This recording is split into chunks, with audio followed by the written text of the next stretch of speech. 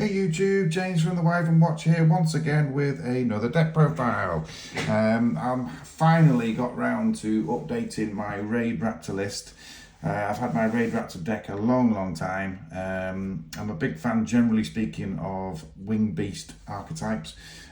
So always wanted to put these together because obviously they're quite an old archetype. God knows when they first came out, but they've seen quite a few changes since then, and these sort of had a couple of bulks of support over the last few years, and obviously a very recent one in Phantom Nightmare. So I've managed to get the pieces that I was missing, some really good additions to the list. So I'll run through the newer stuff, of course, and probably brush over the older stuff. But yeah, just wanted to showcase my Raidraptor deck for you. Now I've managed to finally update it because it has been a while since I got around to doing this. So we shall start, of course, with the main deck, and one of the newer cards is the Raidraptor Bloom Vulture. I wondered when we'd be getting some sort of Vulture for the Raidraptor deck, but so this is one of the first new ones. So if you do not control any face-up monsters other than winged beast monsters, you can special summon both this card and one Raidraptor monster from your hand. What an extender that is. That's sort of obviously special summoning itself and special summoning another one. If you control no monsters, you can target 2 level 4 or lower Raidraptor monsters in your graveyard, including this card, and special summon them in defense position. Obviously, you can very quickly swarm the field with this card. You can only use one Raidraptor Vulture effect per turn, and only once per turn. You can only you cannot special summon monsters the turn you activate their effects. You cannot special summon monsters the turn you activate either of these effects. So there's a little hollow thing over the sleeve on this one. Except dark monsters. Well, again, the little except dark monsters gets us out of trouble there. Next one is the second new one, of course, Noir Lanus. Let's make sure that's straight. There we go. And this one is during the main phase. If this card was normal or special summoned this turn, you can target one Raidraptor monster you control and add one Raidraptor monster with a different level than that monster from your deck to your hand. You can banish this card from your graveyard and increase or decrease the levels of all Raidraptor monsters you currently control by 1. And you can only use the effect of, obviously just level manipulating again, so you can go for the right XC play with that card.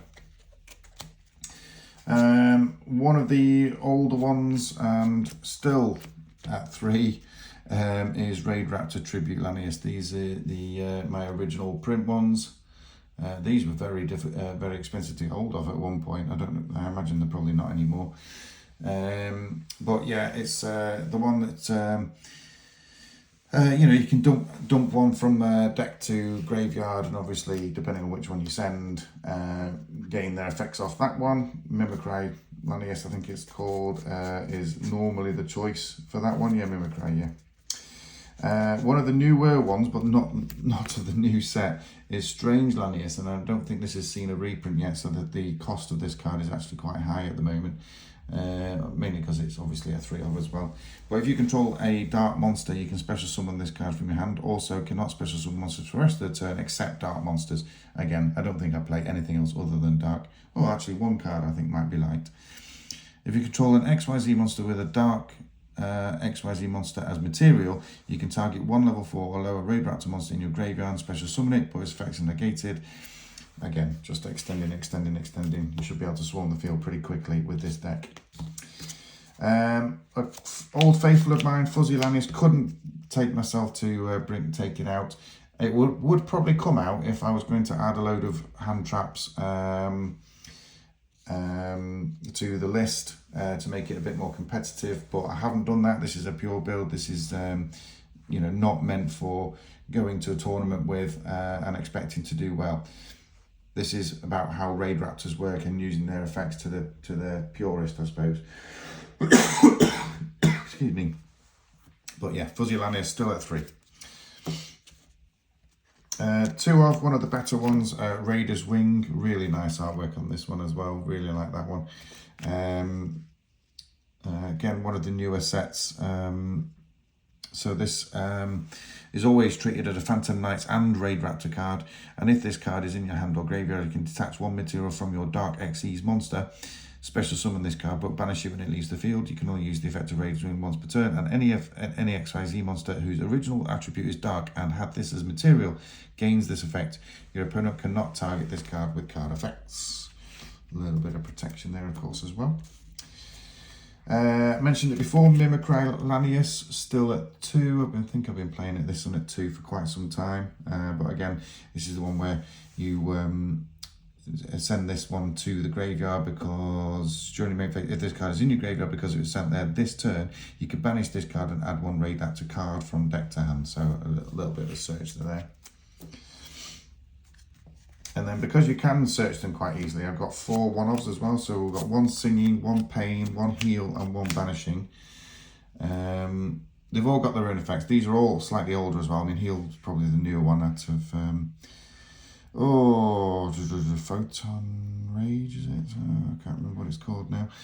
But the others are all a little bit older, of course. But the Singing Lanus will just special summon itself if you've got an Xyz monster. This is a little bit of level manipulation to get to the right Xyz monster. Basically copies one on the field.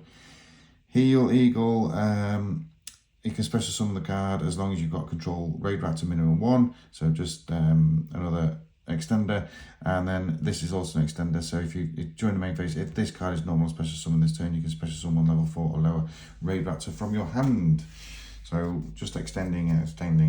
Just got to be careful in the order which you do it, but it's very, very important, because obviously you need to get to your Xyz monsters as soon as possible.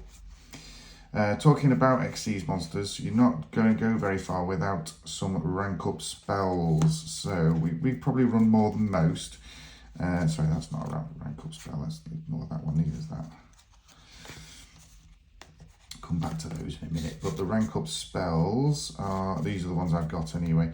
I'm not going to go through all of them. I'll probably just touch on the newer one. Just punch these up a tad.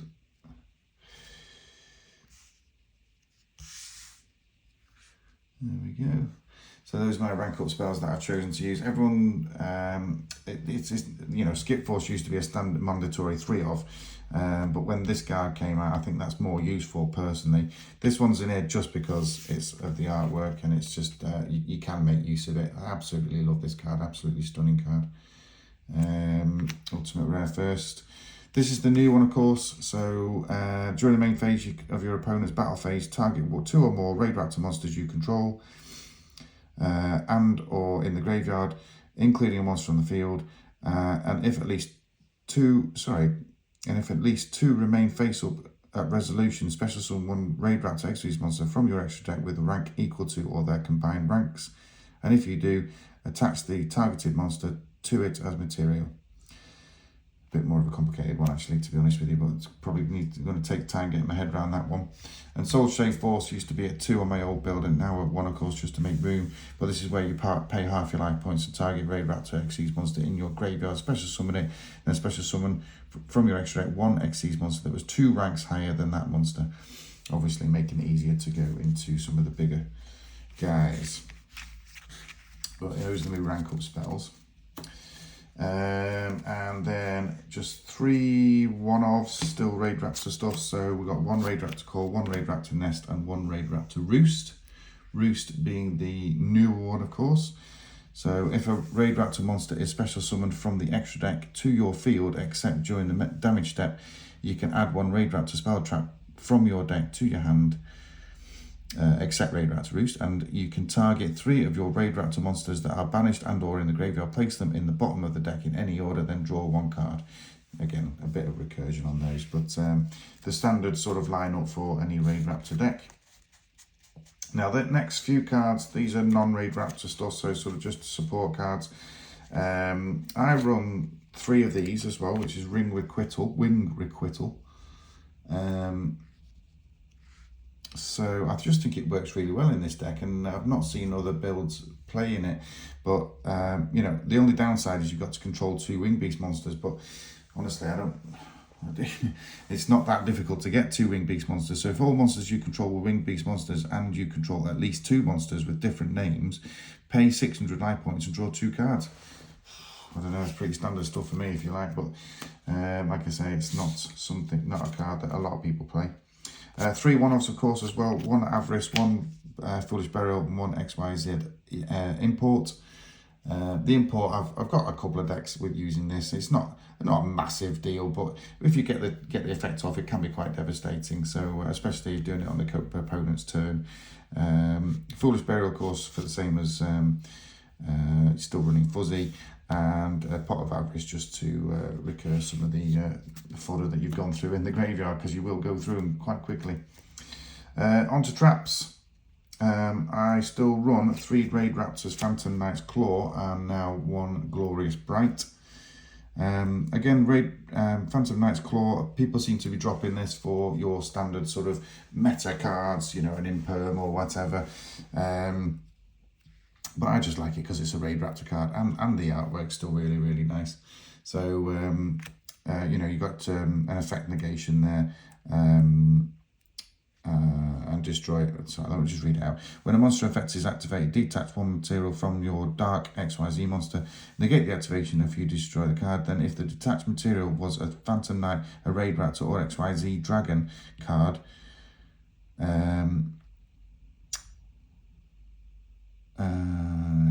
card, 1 Raidraptor XV monster you control gains attack equal to the target destroyed monster's original attack.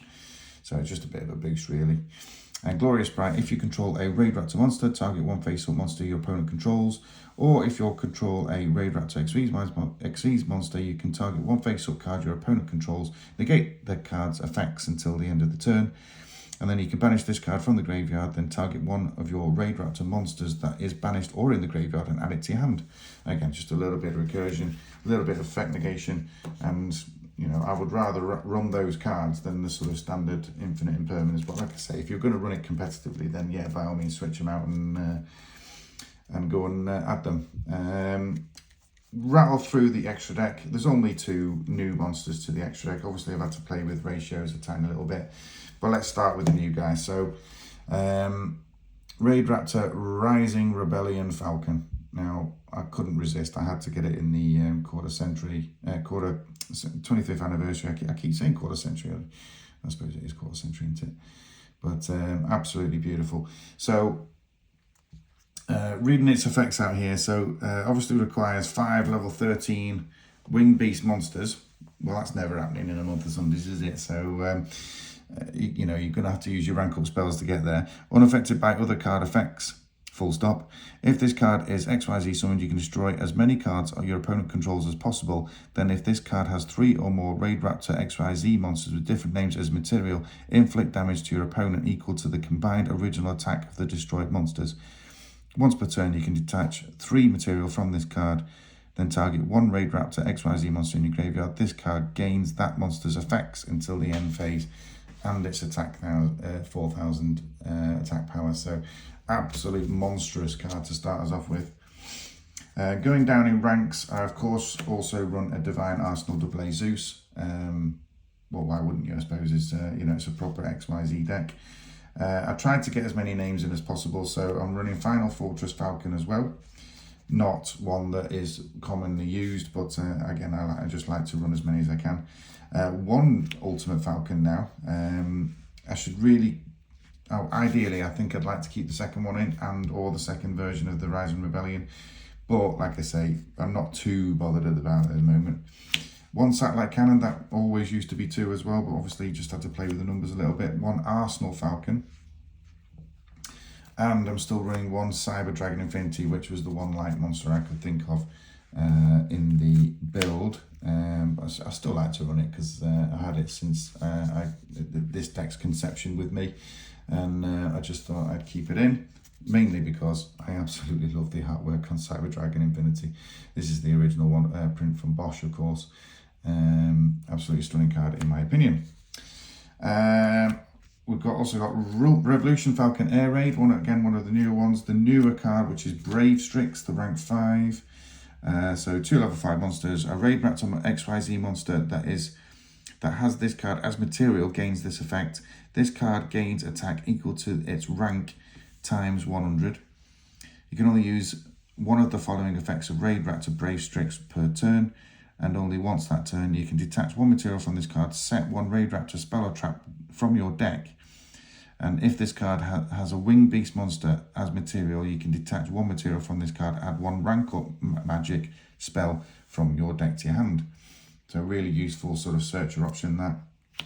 Art Rebellion, XYZ Dragon and Raiders Knight both added at the same time, of course, but can't get rid of them. Got 2 Force Tricks here, Raidraptor Force Tricks, and of course the 2 Raidraptor Rise Tricks, just making your whole deck work, really.